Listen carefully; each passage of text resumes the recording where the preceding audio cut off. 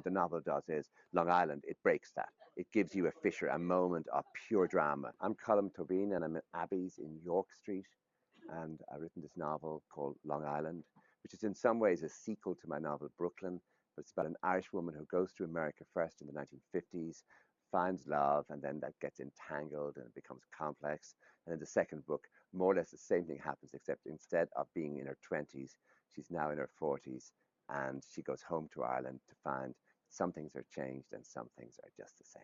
I began Brooklyn very tentatively. It could have easily been a short story. I had absolutely no idea that this young woman who goes from Ireland to America in the early 1950s, really looking for better economic conditions, that she was going to sort of enter into the sort of minds or the imaginations of so many people. I think it was helped very much by Saoirse Ronan's performance in the film, and it was so great to get her. But I think in the end, the film really was one of those strange moments where a film is not only faithful to the book, but actually adds to it.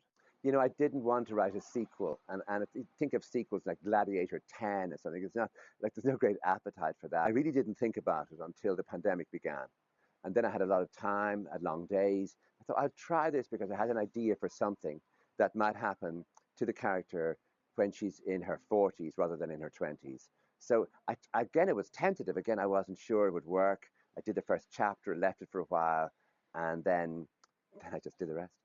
It's very difficult to write a novel about domestic happiness. In other words, that she got married, she had 2 children, she got a house, and you know, there's nothing I can do with that. I mean, you could write a story maybe, but so that really she has 20 years of sort of contentment.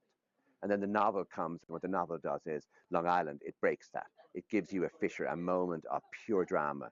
And then you can work with your way out of that drama. But the 20 years in between, the reader can easily imagine what that's like. You know, it's a very common experience, but what happens at the opening of this book is not a common experience. And so I think a novel needs a sort of moment of drama or a moment of tension or a moment of pressure.